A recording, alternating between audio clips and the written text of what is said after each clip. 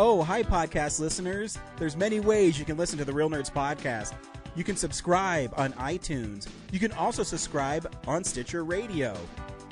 You want to send us a Twitter message? You can do that. It's so easy, at Real Nerds. Like us on Facebook, Real Nerds Podcast. You can visit our website, realnerdspodcast.com, where there'll be a lot of articles for you to not only read, but to listen to our previous shows. Do you like your stories told through pictures? Then you can also follow us at Real Nerds on Instagram. You can also call us, 720-6nerds5. Thanks for listening and enjoy the show.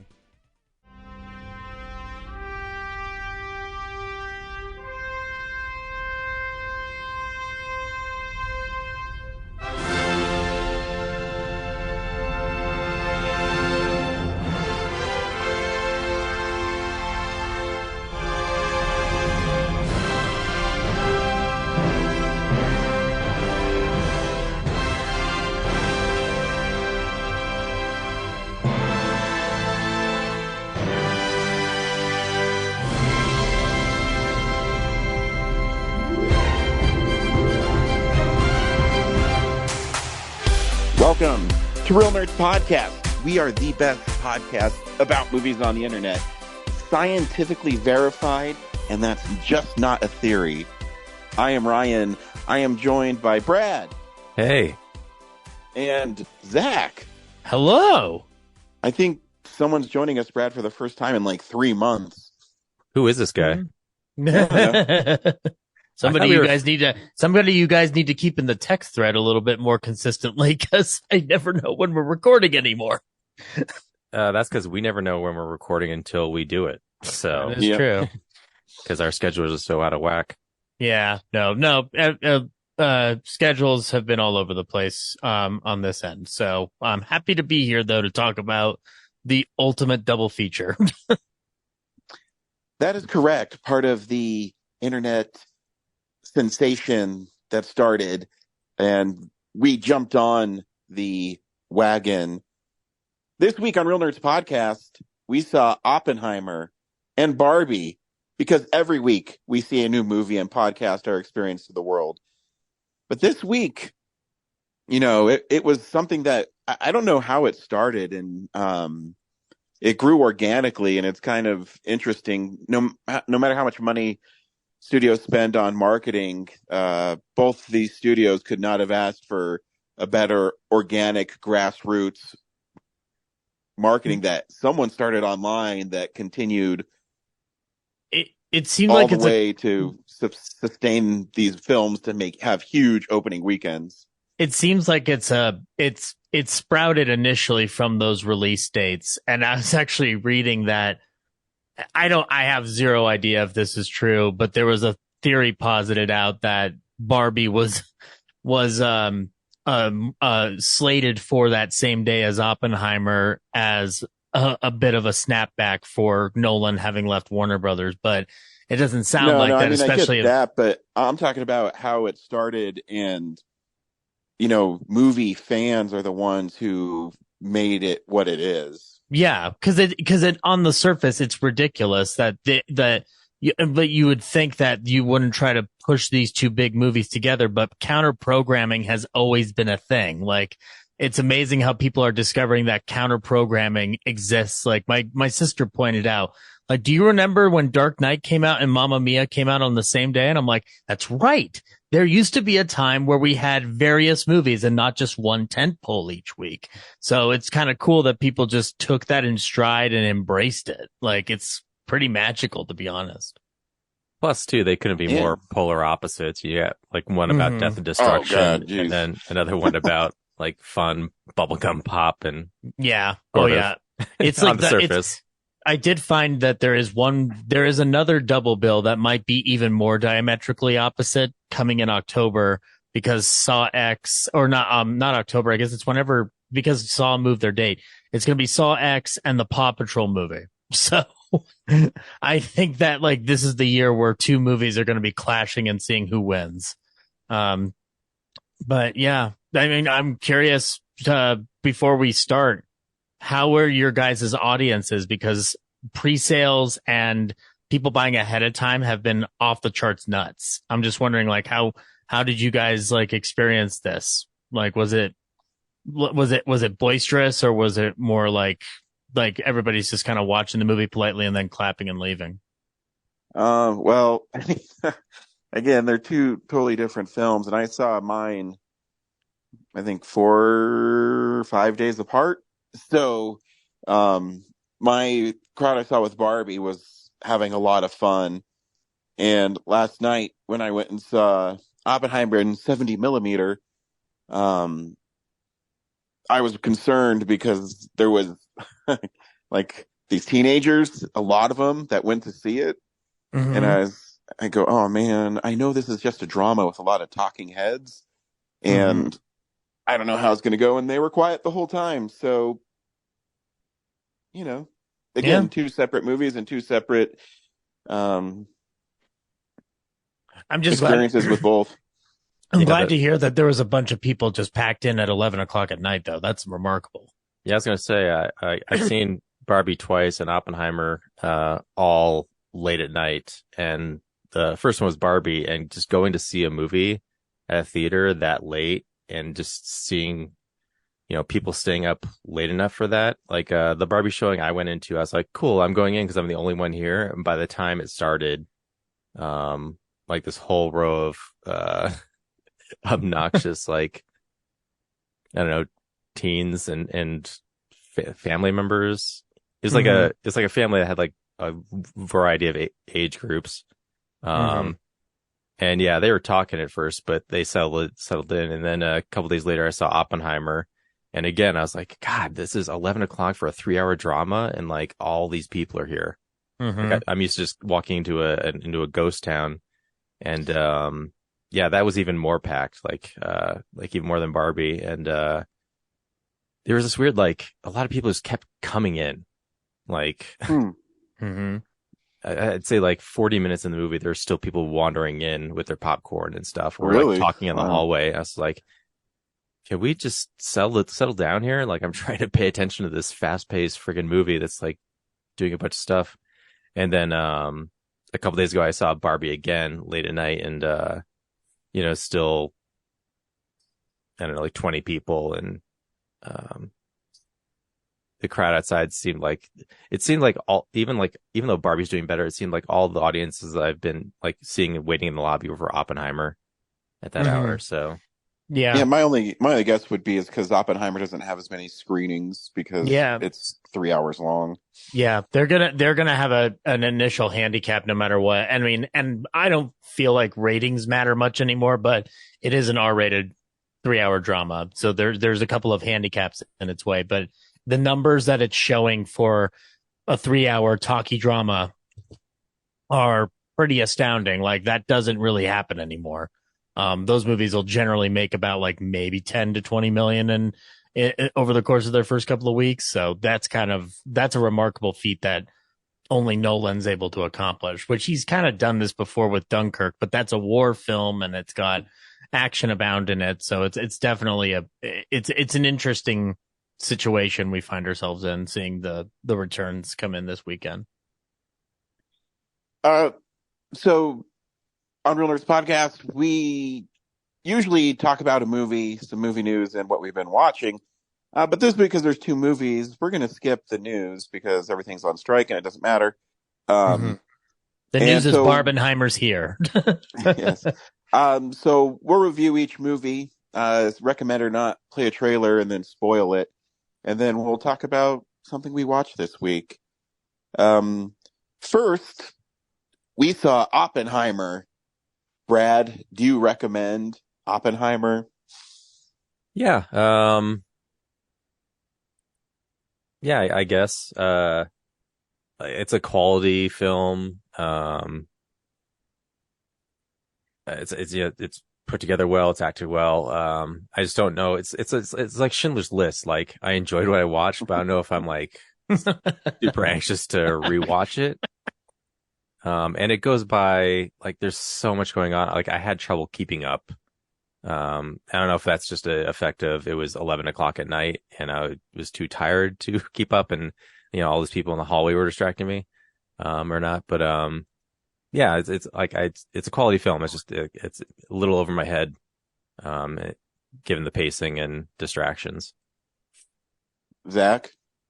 I absolutely recommend it. It's definitely one of the best films I've seen this year. I think it's kind of remarkable that they took a 700 plus page book and put it into 3 hours. And I haven't finished American Prometheus, but it seems like every single thing you'd want in that movie is in the movie. That's kind of a screenwriting achievement all its own.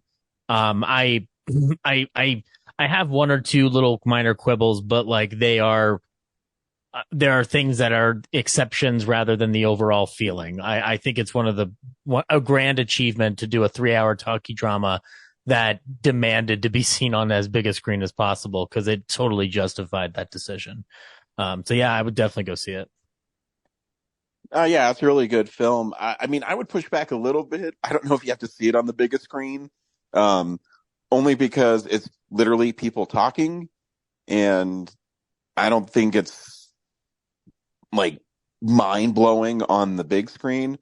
Because like I said, I saw it in the 70mm, and it is cool seeing it in film.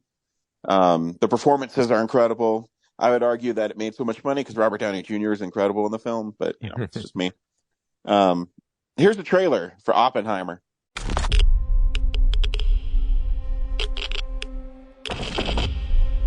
This is a national emergency. Detonator charged.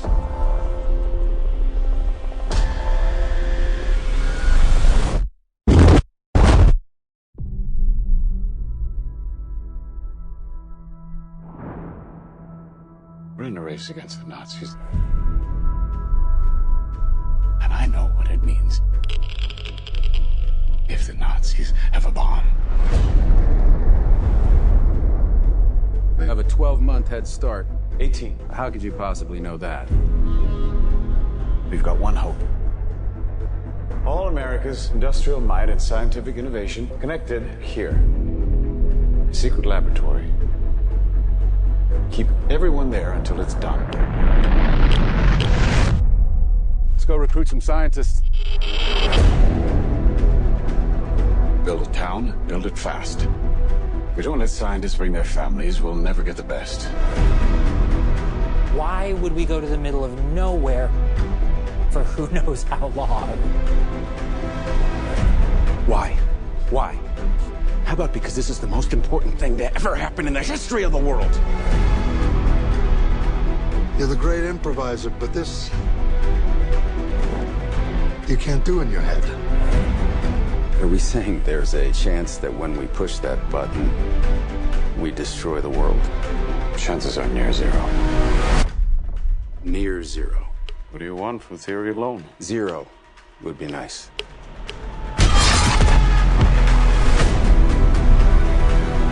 This is a matter of life and death. But I can perform this miracle. World War II would be over. Our boys would come home. That's happening, isn't it? The world will remember this day. Our work here will ensure a peace mankind has never seen.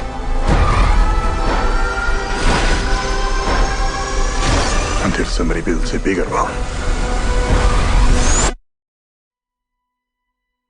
You are the man who gave them the power to destroy themselves.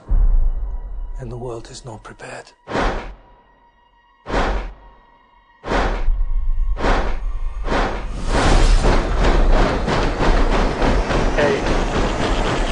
7, 6, 5, 4, 3. Truman needs to know what's next. 2. What's next? 1.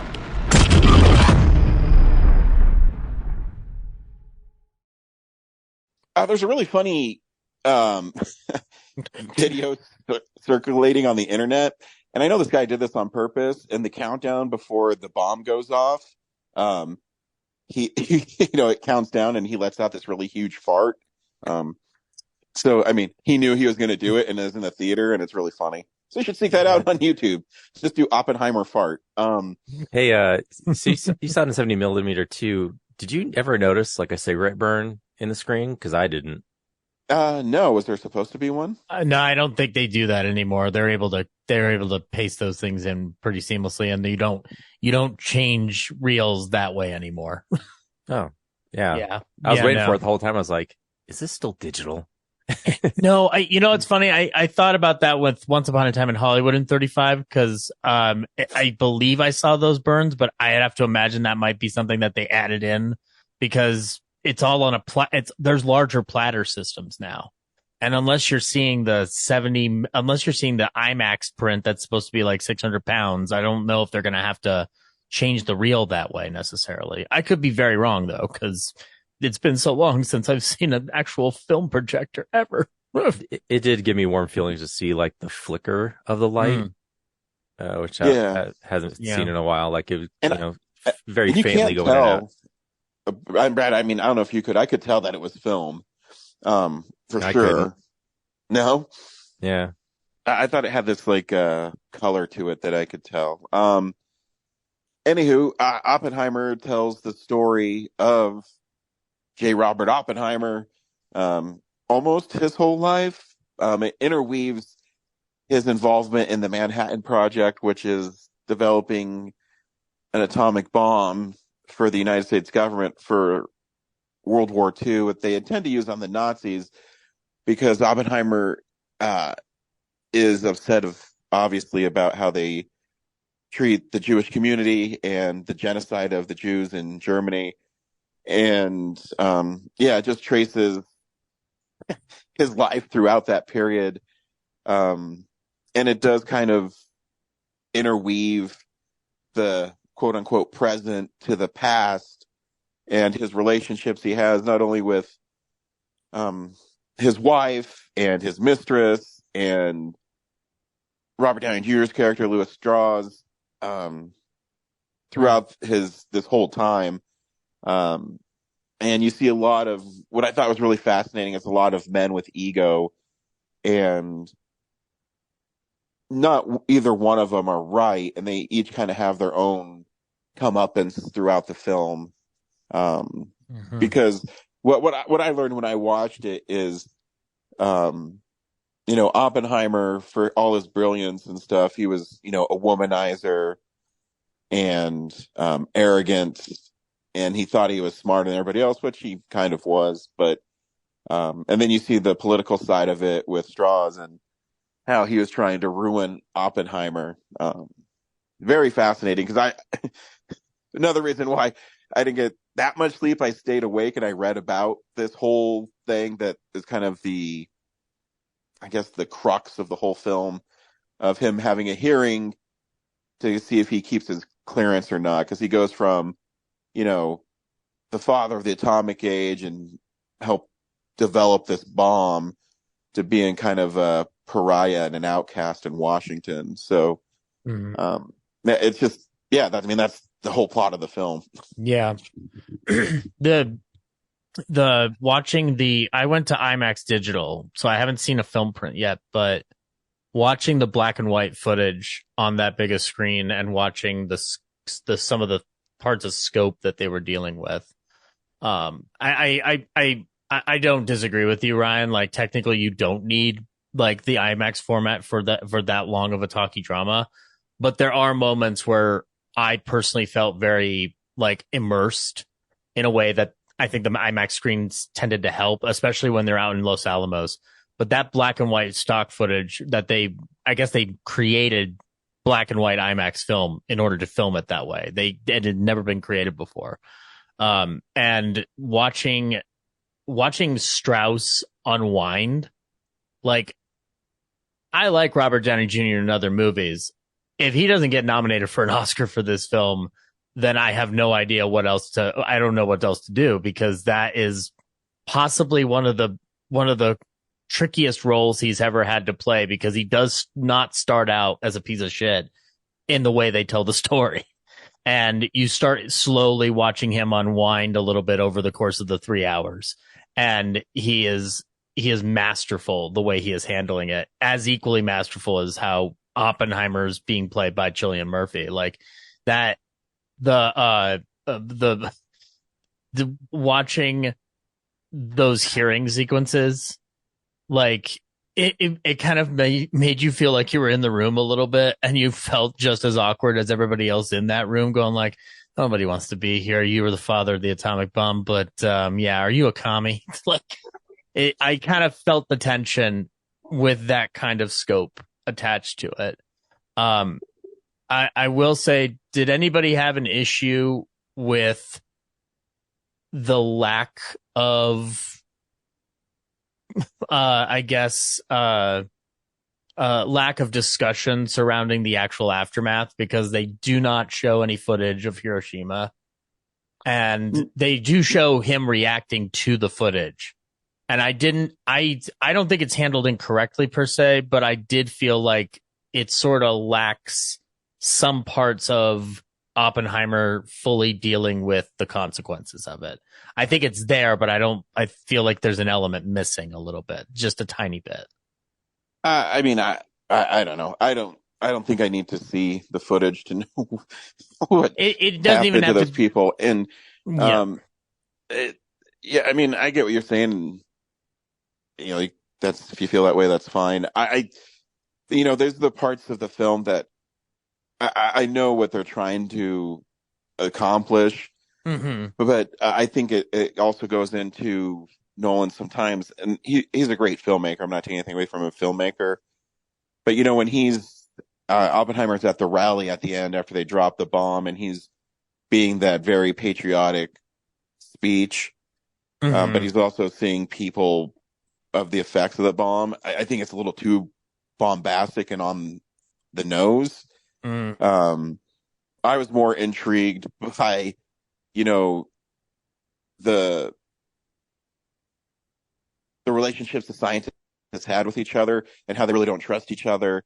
And then, he comes back and he's this, great big hero. And Gary Oldman's small but really interesting part of Harry Truman and how he felt about Oppenheimer. Don't let that crybaby back in here. Jesus. But yeah, it's, because too, I think for Oppenheimer to be that ignorant to what the effects of what he was doing, I think is really well handled in it too, where he's so arrogant that he's going to create this incredible weapon, and they play with it throughout the film that he knows what it's going to do, but it doesn't stop him because he is obsessed with being the center of attention, where I think, they expose that no matter how bad Robert Downey Jr.'s character, quote unquote, is to him. I don't think he's wrong in his assessment of who Oppenheimer is. I don't think there. Yeah, I agree with you. I don't think that there's not a quote unquote good guy here to root for specifically. I think more of your empathy lies with Oppenheimer because of his realization after the fact. But you're right. They don't position it in that traditional. Here's your sympathetic character and here's your villain. It really does allow for that situation to unfold as you be the judge, which I don't think is something that Nolan has done in this way before. I mean, obviously you can throw the end of Inception in there and be like, well, did the die fall or whatever? But this one gives you a little bit of an interesting ambiguity where you've got to figure out where you stand. I don't know. I think Oppenheimer's a dickhead. I mean, he literally cheats on his wife. He tries. His wife obviously has a drinking problem. He, wants to give away his son because him and his wife, it gets in the way of his, advancement in science and her happiness. So, I mean, honestly, I think he is somewhat the villain of the story. Because his arrogance and his quest for finding out knowledge is, Mm-hmm. although it advances science in incredible ways, it also, reveals how not good of a person he is. Well, it's also, it's Branagh and Einstein are talking about it there, several different points. It's just like, you can't put the genie back in the bottle in on this one. And like, and Strauss is no saint either. I mean, he's a complete, like, politically motivated. He's motivated in a political sense the way Oppenheimer is motivated in a scientific sense. And they're diametrically connected by an addiction to this rush that they get from trying to achieve something. And neither of them gets what they want at the end. Nobody gets anything. If anything, the world is more complicated as a result. But he also didn't drive his mistress to kill herself. So, I mean, there's that is very true. Yeah. That is a rough part of the movie. An extremely rough part of the movie. And I think Florence Pugh handles that very well, by the way. Like, oh no, she's great in the film. Yeah. So, Brad, I will just say that I don't think you're wrong. It didn't go over your head. There's a lot to unpack. I think especially in the first hour of the movie, when they start advancing theories and you're introduced to characters so fast. Yeah. Yeah. When it got to the third act, when they delve into the Robert Downey Jr. conspiracy plot to frame Oppenheimer or whatever, or take him down, it's like, oh, there's like a third movie here going on. Like, I know. You're right. Sorry, go ahead. Yeah, because like it first starts out like, okay, here's the traditional, like, he grew up in college and he tried to poison his teacher. Okay, and then it gets like, okay, here's the bomb part that I expected, but then there's like this whole like, like the stuff in Congress is in the beginning too, but I didn't think it'd be like the whole third act of like, now we're gonna take him down. Like, yeah, that's why this is 3 hours long. Mm-hmm. But again, it brings it to a head. Like these there's similarities between each character, like in the long run. Like obviously specifics, like Oppenheimer's like has a lot more skeletons in the closet, but they're running into that same conclusion of like basically by the end, like at almost the same point, like it's reaching the conclusion of neither is going to get the result that they want. He's going to lose his clearance, and then eventually Strauss is not going to get that cabinet position. I kind of wish that they had evened out that presentation a little bit more. But I didn't mind a courtroom drama for the third act by any means. Like, if anything, it kept me on the edge of my seat because I haven't finished the book, so I don't know all the specifics that the book will have to unfold. But man, he definitely nails the intrigue part, because I didn't want to leave the screen. And also I do love how they bring it back around to that Einstein conversation by the lake. It was a great way to end the whole thing, just on that very sobering thought of like what his actions have brought upon the world at large. Because there's no like I was wondering what people meant by they walked out stumbling, and I kind of understood walking out, because I was just like, man, like I think you almost feel like the entire world is just collapsing into your head, and you're trying to suss out all the pieces and you can't, which is why going to see Barbie afterwards kind of helps with that. And then also the like when Oppenheimer would kind of almost have like a little rage fit, and they do like the whitewash and the like shaking background behind him, I thought was a little cheesy. Yeah, I like, agree. Oh, he's about to be an exploding bomb himself. Like it's a little on the nose. Yeah. Looks cool to watch him do physical stuff like that, like without any CGI stuff. But yeah, it's cheesy. Yeah, but I mean, you're getting it's an incredible filmmaker and an incredible cast. I mean, people kind of haven't been talking about Emily Blunt, but she's great in the film too. She, she has a couple scenes. I like when she's screaming at him for being so, you shook his hand. Like, why aren't you fighting back, and yeah, she's not getting enough credit. I think when you read reviews, it almost feels like people are thinking she's too relegated. I'm like, well, that may be in the grand scheme of a 3-hour film, but I think she brings a lot to the film. And the scene where she's giving her testimony and then she sees the mistress and him making love. She's put in a very complex situation to deal with, and when she's giving out her testimony. So, well, yeah, because I mean, she has that great moment where she's mad at him, and she's, he says, "You knew about that." She said, "Yeah, but now it's on the record that you're a piece of shit." So, yep. Also, I did make the note. It's really great to have a Nolan movie that doesn't have a stream of bullets like riddling through the sound design, but we'll say that when I knew the explosion was going to happen, I covered my ears because like intensity jitters with me these days.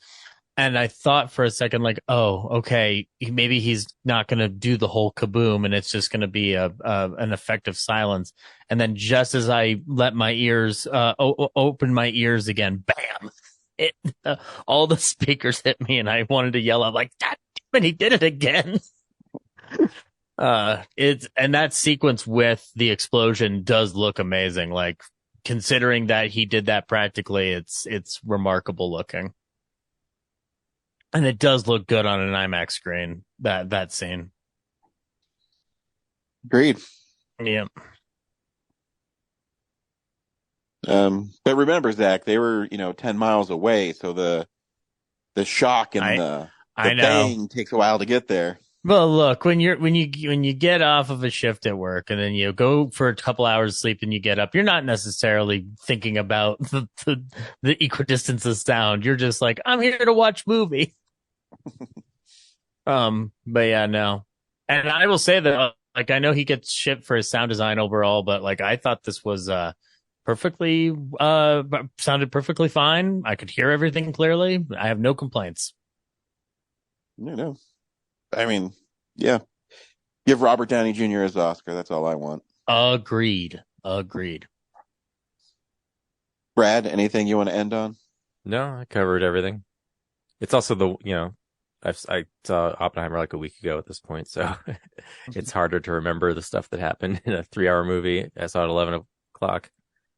Yeah, well, it's also, too, it's so, like, dense, like the script. Not in a bad way. It's just, I mean, there's tons of scenes of people just talking fast about theory, and then it'll jump cut to them talking, like, fast about foreign policy, and then it'll jump cut to him talking about the communists at a communist party. It's like, okay, yeah, a lot to unpack here.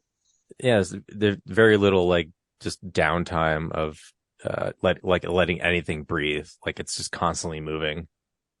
So after we got our minds blown by Oppenheimer, boo. Hey, you take back my incredible dad joke, boo. No. Deserved. We also saw Barbie. Brad, do you recommend Barbie? I already said I saw it twice, so and so thought you hate watched it twice. You're the Ben Shapiro of Real Nerds Podcast. Oh yeah. No, I forgot a couple things that I could I needed to get some more specific examples to put in my review bomb on IMDb. Oh God. No. I haven't bought it yet, but I want to get the soundtrack. So I know. I need I Am Ken in my life. Yep. I'm shocked that there's like 2 competing best songs this year for me between Peaches and This Is I Am Ken. So yeah, Barbie is a ton of fun and way deeper than I thought it was going to be. Agreed. So yeah, we'll talk about it in more detail in a minute. Zach? Yeah. To hell with that reviewer who shall remain nameless. Go see this movie. It's a lot of fucking fun. I agree, hands down. I was not expecting the depth that this movie was going to go to. Although, I guess, knowing Greta Gerwig was involved and Noah Baumbach on the script as well, I should have expected at least a portion of that, but no, this film goes into some crazy, weird directions, all for the better. And I will say that never in my life have I ever heard a monologue in a movie theater get a round of applause. But we'll talk about it in after the trailer. But there's a monologue that got a rousing reception right in the middle of the movie. I was dumbfounded. So yeah, go see Barbie. Bring your friends. Have a fun, fantastic time. Yeah, on everything you guys said, I think it's one of the most fun I had at the film flex this year. I don't know what I'm trying to say. The Filmadome. Yeah, it's really great and catchy songs. Even the Pink song when Barbie wakes up is really catchy. There's two versions of it, actually. Yeah, there is two versions of it in the movie, and the meta humor is so spot on that I need to see it again to catch it all. But here's the trailer for Barbie. So, this is the stuff we've been watching. Barbie stars Margot Robbie as stereotypical Barbie. And it's her journey when she wakes up one morning and she doesn't have, the arched feet, and she has cellulite, and her perfect world starts coming apart. And we get glimpses of why it might be happening. And she's able to break out of Barbie land and go into the real world. And, and then more insanity ensues. But yeah, it's hard, to unpack this film, not because it's hard to unpack, just there's so much going on. And that's why some people that are hate reviewing it, I know they haven't seen the film, because there's a moment in it, and I know this is I'm starting at the end at the beginning just because I want to get this off my chest, is there is also a bit about the toxic part of how Barbie treats Ken. And that is not even talked about, which I think it should, because there, Barbie, stereotypical Barbie, has, it's always Barbie and Ken. Why can't it be just Barbie and just Ken? Mm-hmm. And that's also, an example of Alan, Michael Cera's character, who is Ken's best friend. There's only one of him. And all of his clothes fit him. Yeah. But what's really cool about it, and what I think is really fascinating, is the dialogue, the humor is all written as if it was a child playing with the dolls. Mm-hmm. Ken's job is beach. And everybody in this film is so good.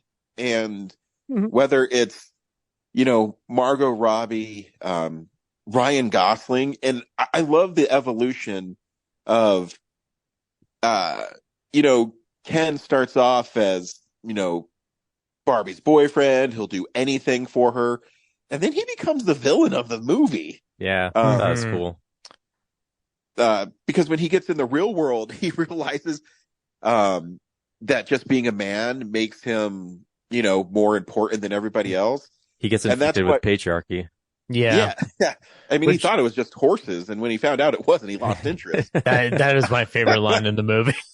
But it deconstructs how people look at things, and even something as simple as when Barbie confronts the girl she thinks is the reason why she's having all these issues, and she tears Barbie down, because I know you guys have heard it about why Barbie is bad for girls.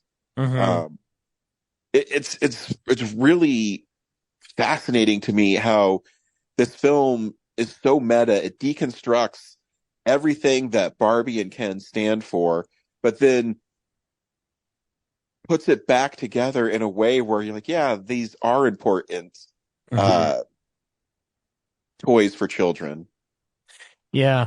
I think like because you were pointing to Ken being the villain, I would argue that like he becomes a quasi villain. The villain is an idea and a construct of society. The villain is the patriarchy essentially. That's the idea is the villain, and the way that they use this along with the tropes that get associated with Barbie to turn it into a positive think piece about it, not just Barbie, but in general, like what we consume and what we attach gender to. There's a scene that like broke my heart, and it's one of my favorite things Margot Robbie has ever done, is when she goes up to the little girl that she thinks is playing with her, and that the girl with her friends just completely tears her down with the arguments against Barbie.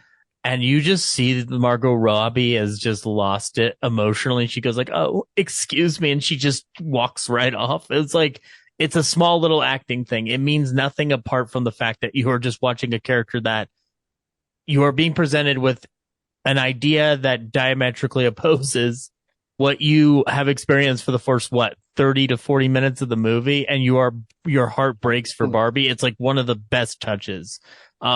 It's kind of remarkable that they go to this very, not just it's a metatextual element with Ruth Handler, the creator of Barbie, and where they end up taking her at the very end, which is this white void, where she is like ready to discover things for herself.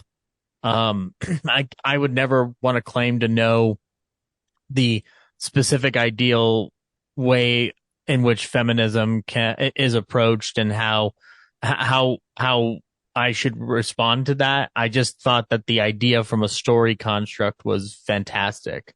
And I don't think I've ever heard a better last line in a movie than like, "I'm here for my gynecology appointment." It was just it's kind of a perfect script, and I really hope it gets recognized for that come next year.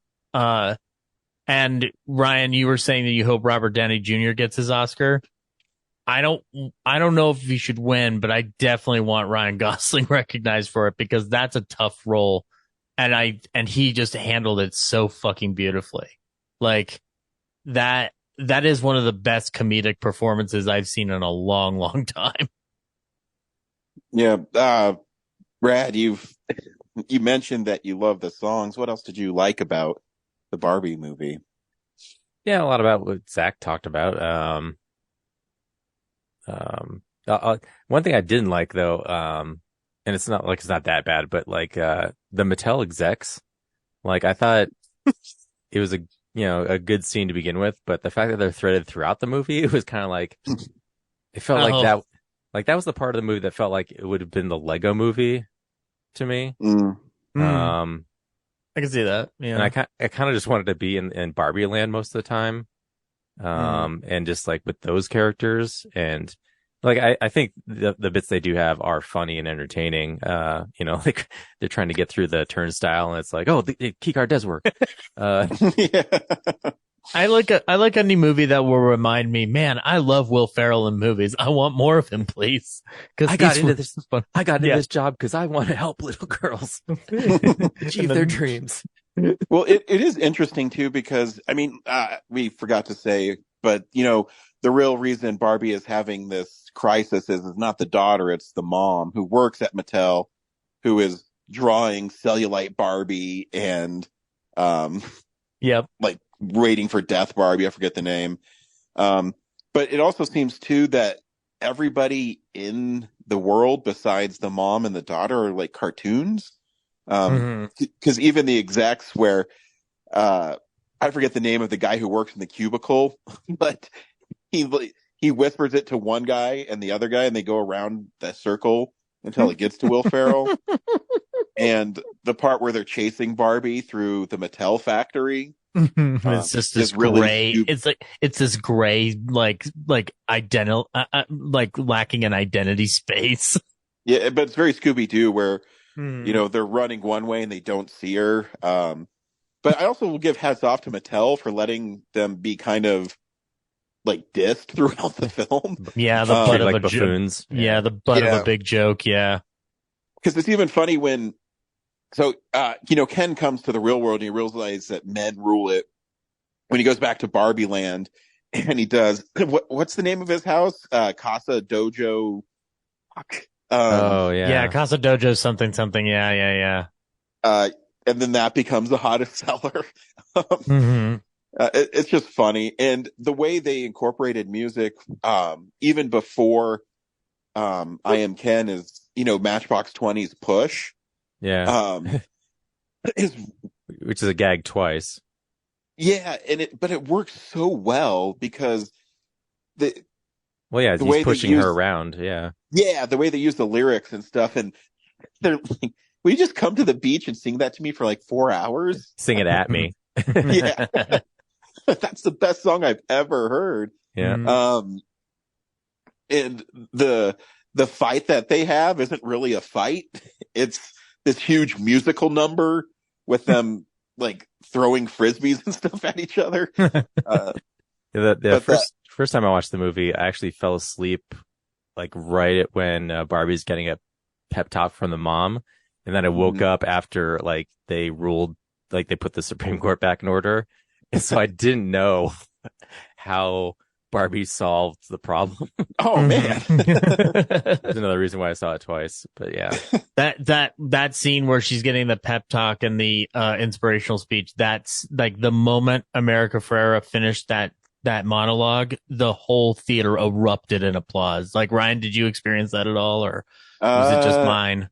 It was just yours. I mean, I had there's a lot of people in my theater, and I think it just landed differently. I'm glad I experienced that, because I've never experienced that in a movie apart from Avengers Endgame, but that was essentially applause the movie. Like, I've never seen a dramatic monologue like that just get a round of applause out of nowhere.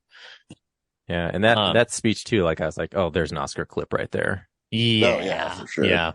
Yeah.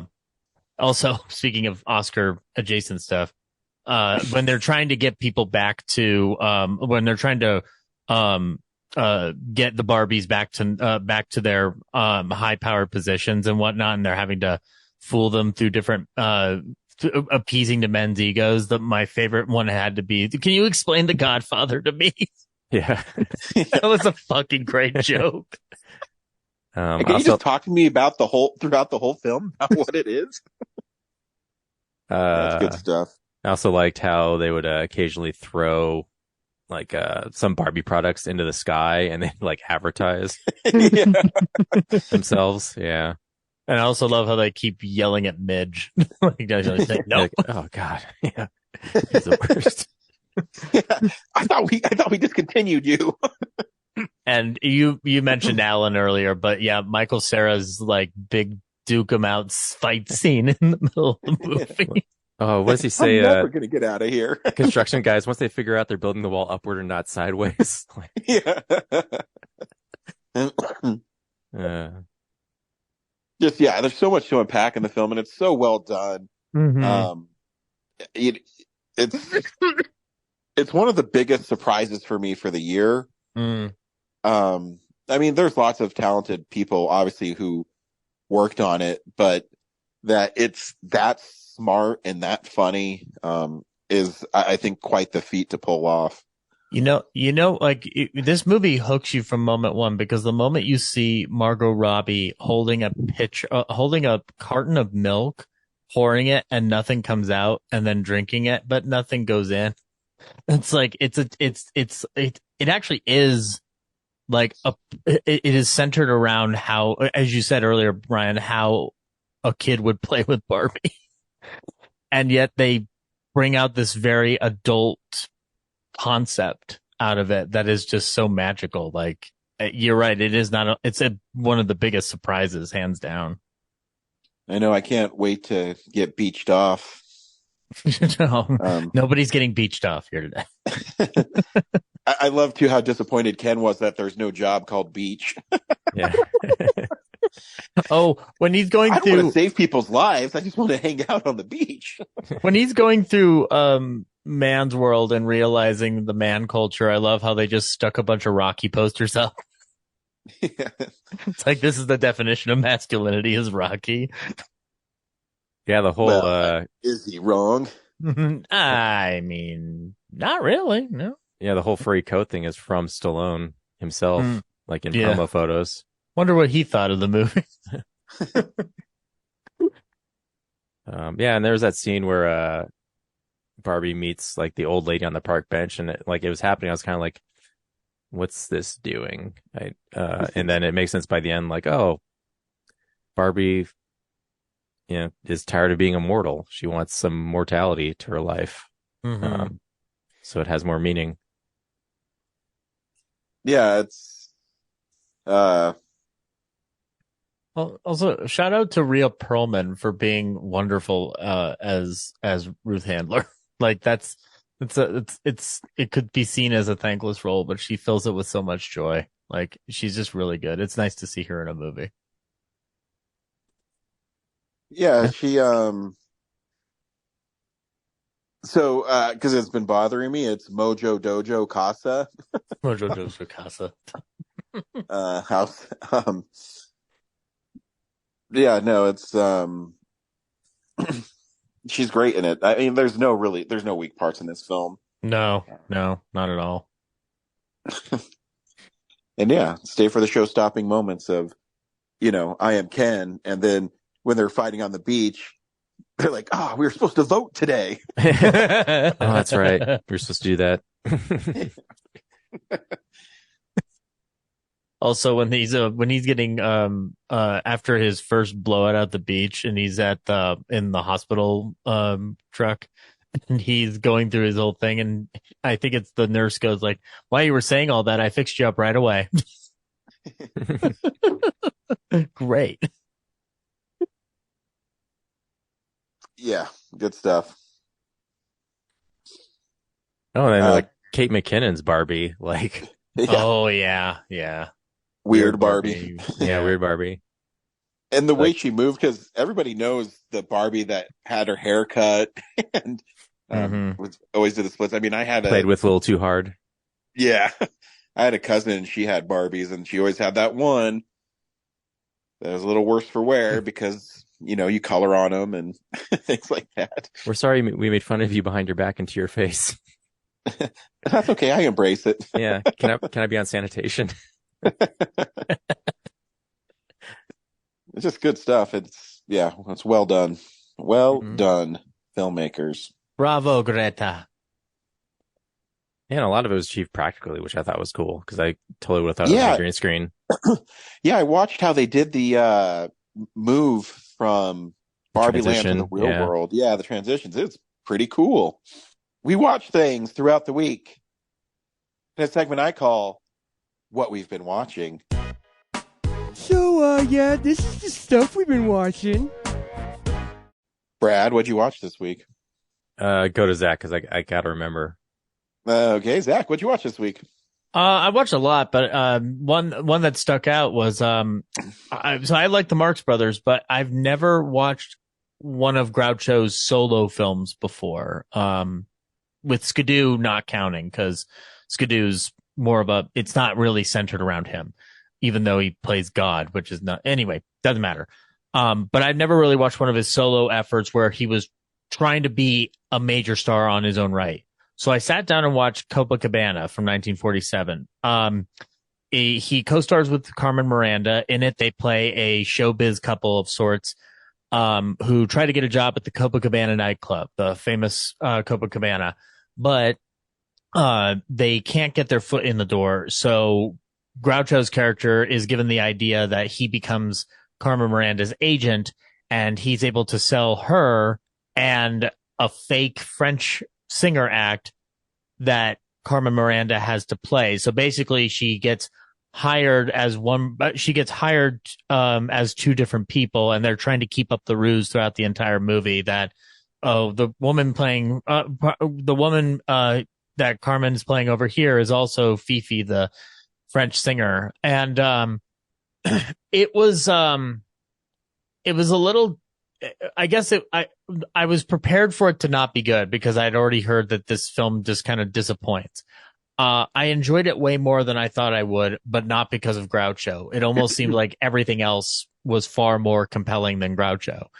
Groucho is kind of neutered in the movie, and I think that part of it is that I needed to adjust to watching him play a character and not specifically having as much of his normal shtick as I'm used to.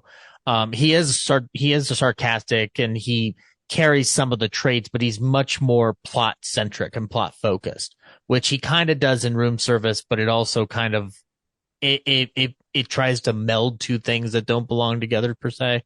This one gets a little closer to what it should be, and it does have some great sequences with him, but everybody else just kind of captured my attention. Like Carmen Miranda's very fun to watch in a movie. Andy Russell's in this film, and he's kind of played like, I mean, going back to the Barbie thing, it's almost like he's the Ken of the movie. Like he's got like the way he's got a kind of like a naivete about him that's just fun to watch him carry throughout the rest of the film. And for a movie about the Copacabana, I feel like that should have been a review, more like a variety show movie rather than a comedy hijink movie, because it's almost like you'd want to watch A Night at the Copacabana itself and not this muddly plot. But it's fine. It's worth your time if you want to just sit down and watch something on YouTube, because it's a public domain piece. So you can find it pretty easily, but it was a little disappointing. But I would encourage people to check it out just to kind of look at what the Copacabana was from a certain aesthetic and idea. Some of the actual Copa girls from that era are in the movie. There's some fun farce about, there's some good open door farce sequences in this film that I think are very well handled and very well edited. But overall it was, for somebody who likes watching Groucho just run around and cause chaos, it was one of the least, exciting outings I've seen him do. He does though have a great number that I guess was cut from Go West that they put into this film, which is a song called Go West. And the formation of it is interesting because Groucho, the character, is trying to audition a new singer, and they look on stage and it's just Groucho. But then they establish that Groucho's also in the other shot. So basically, I think he's selling a clone of himself. It's very unclear, but it's very funny. So, yeah, if you want to check out Copacabana, it is available all over the place because of the public domain thing. So just tune in and enjoy an interesting, if let downy kind of Groucho Marx outing. Not a Barry Manilow to be seen. No, that's another thing. This movie is seriously lacking Barry Manilow, and shame on this film for not anticipating his existence. I was going to take the title of Bad Dad Jokes all day long. His name was Lola. Her name was Lola. She was a showgirl. Yeah, I'll come to you last, Brad. I really only rewatched stuff this week. Shout Factory put out Team America on Blu-ray with both cuts of the film and tons of bonus features. Nothing new, but they culled all of the bonus features from the DVD's releases, which is cool because the original Blu-ray that has been available has no bonus features at all. But I was telling Gloria because I tried to show Kellen funny things. And I asked her, I said, do you think besides the puppet sex, is there anything really that bad in Team America? And Laura says, you cannot show him that. And I said, you know what? I'm going to watch it and I'll be the judge of that. And I forgot like how many times it's just cuss words. Oh, yeah. I mean, it's a great movie, but what really told me is like, yeah, maybe I should wait a little bit is the Kim Jong-il part where Hans Blitz comes in and he's being eaten by sharks. He's like, Hans Blitz, you fucking cocksucker. I'm like, oh yeah, maybe hold off on this. The movie's brilliant though. And it's been a long time since I saw it. And I remember one of my ex-girlfriends got so annoyed with me and Brad and I's friend. You might know Adam as well, Zach, but when we saw that in theaters, we couldn't stop laughing, and she was embarrassed because we were laughing so hard at it. You lucky ducks. I had to wait for DVD for this. They wouldn't have let. I was too young at that point. But that's why I dumped my girlfriend at the time. I was like, "Fuck you, bitch." Oh, ooh. So origin stories coming out. I still love the line. That's not true at that part, but yeah, that's when I knew she wasn't for me, when she wouldn't let me have fun at movies. That's a shame. I still get a kick out of the line when Spotswood's trying to get him into the limo, and he goes like, "Gary, I'm not an agent. I'm not trying to fuck you, and my time is very valuable." Yeah. I mean, my favorite line still to this day is when Gary becomes, a terrorist, and it's uncanny, but that he's on the back of the terrorists as they're driving away, and he's just flailing his arms, and it's like, it looks like he's trying to mouth something to us. Smart ass motherfucker. It makes me laugh every time. Yeah, so that's all I watched this week. I watched that and The Last of Us. That's all I've been doing. Mm-hmm. Brad, what'd you watch? Yeah, I realized it was just some TV stuff.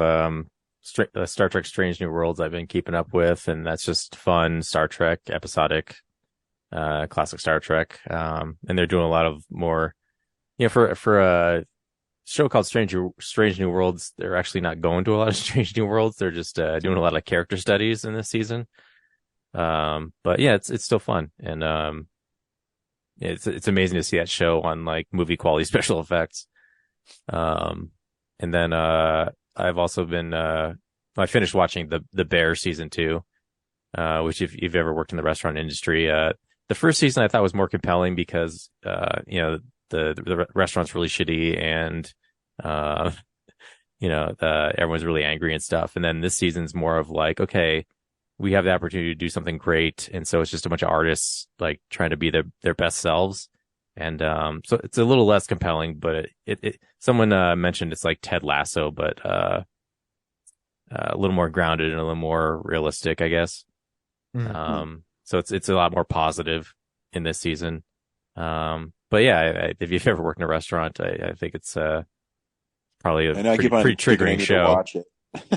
Yeah, Ryan will get some flashbacks that are not welcome in the household. Yeah. So yeah, other than that, yeah, I've just been watching the main movies. I forgot to say before we end this episode, Helen Mirren, who did the voiceover narration. Oh my Barbie, God, yes. My favorite moment is when Barbie is complaining how she looks, and she says, "The filmmakers are well aware that this coming from Margot Robbie is maybe not the best." Yeah, not the best casting choice to make this point. I have heard a joke like that on a radio program where they're trying to insist that like somebody like Phil Harris would never touch a drop of alcohol, and they do like the views expressed by Mr. Harris are in the script and not necessarily his own. It's like, It was nice to see that kind of a gag return and just like completely break the fourth wall. This week we're seeing Haunted Mansion. I mean, I don't know about you, Brad. You're busy making a movie. But that's our film of the week. All right, perfect. Ryan, can I join you to witness some grim grinning ghosts? Sure. Okay. Just make sure you jump in your doom buggy. Ooh. So yeah, thanks for listening, and we'll see you at the movies. And remember, you are Ken enough, or you're a Knuff. Yep, that's my next hoodie.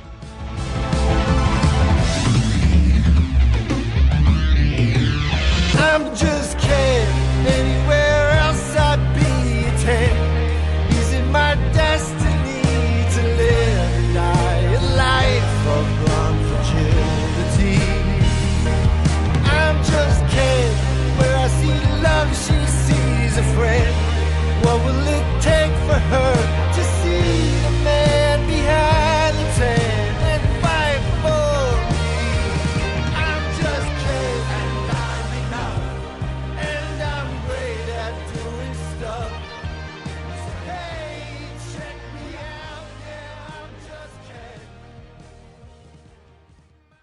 Thanks for listening to Real Nerds Podcast, a Nebulous Visions production. Stream or download episodes, read articles at realnerdspodcast.com. Stream us on Apple or Google Podcasts, Stitcher, Spotify, or iHeartRadio. Follow us on Facebook, Real Nerds Podcast. Twitter and Instagram at Real Nerds. Watch us on YouTube, Real Nerds Podcast. Email us at realnerds@gmail.com. Call us at 720-6nerds5.